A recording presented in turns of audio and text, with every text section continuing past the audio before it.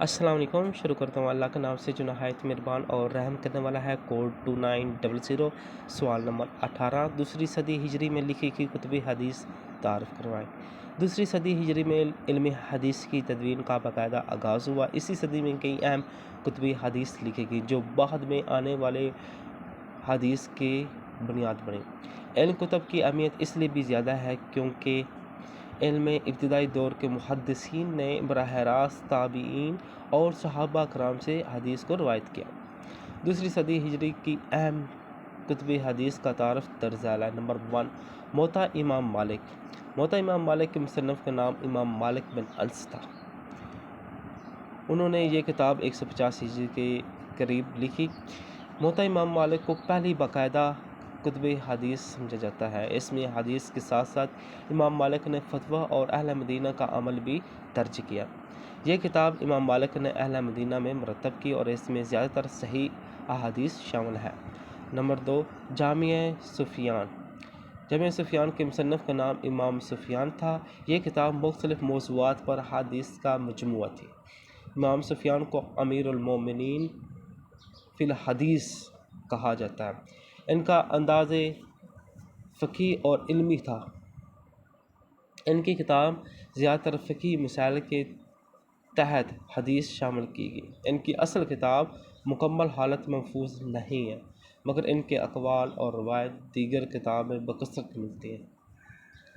Number 3، مسند امام ابو حنیفہ کے مصنف کا نام امام ابو حنیفہ کے شاگردوں نے مرتب کی۔ امام ابو حنیفہ نے براہ راست تابعین سے حدیث سنی تھی اس لیے ان کی سند مختصر ہوتی۔ یہ مجموعی فقہی انداز میں ترتیب دی گئی۔ اس میں تقریباً 500 سے زائد احادیث شامل ہیں۔ اگرچہ بعد کے زمانے میں دوبارہ لکھی گئی لیکن اس کی روایت دوسری صدی ہجری کے شروع سے تعلق رکھتی ہے۔ نمبر 4، کتاب الاثار۔ کتاب الاثار کے مصنف کا نام امام محمد بن حسن تھا۔ ان کا تعلق امام ابو حنیفہ سے تھا۔ یہ امام ابو حنیفہ کے شاگرد تھے۔ اس کتاب میں امام ابو حنیفہ سے مروی جو حدیث اور آثار درج کیے گئے۔ اس کتاب کی اہمیت اس لحاظ سے بھی ہے کہ اس میں امام ابو حنیفہ کی فقہی رائے کے ساتھ احادیث دی گئی ہیں۔ یہ کتاب فقہی موضوعات پر مبنی ہے اور آثار سے مراد صحابہ اور تابعین کے اقوال بھی شامل ہیں۔ نمبر 5، مسند زہد بن علی۔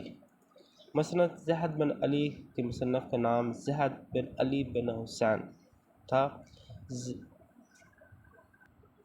زیدیہ فرقہ اس کتاب کو بڑی اہمیت دیتا ہے۔ اس میں فقہی مسائل پر احادیث اور اقوال درج ہیں۔ اگرچہ اس کتاب کے بارے میں بعض محققین کی رائے ہے کہ یہ بعد میں مرتب ہوئی لیکن مواد کا تعلق دوسری صدی ہجری سے ہے۔ سنن سعید بن منصور۔ اس کتاب کے مصنف کا نام امام سعید بن منصور تھا۔ اگرچہ یہ کتاب تیسری صدی کے شروع میں لکھی گئی مگر اس میں وہ روایات شامل ہیں جن کا تعلق دوسری صدی ہجری کے علماء اور محدثین سے ہے۔ اگر ہم اوورال بات کریں، مجموعی جائزہ لیں، دوسری صدی ہجری کی کتب حدیث نے علم حدیث کی بنیاد رکھی۔ ان کتب میں احادیث کو فقہی انداز میں مرتب کیا گیا۔ انہیں کتابوں نے بعد میں سیاستہ صحیح بخاری، مسلم، ترمذی وغیرہ کی راہ ہموار کی۔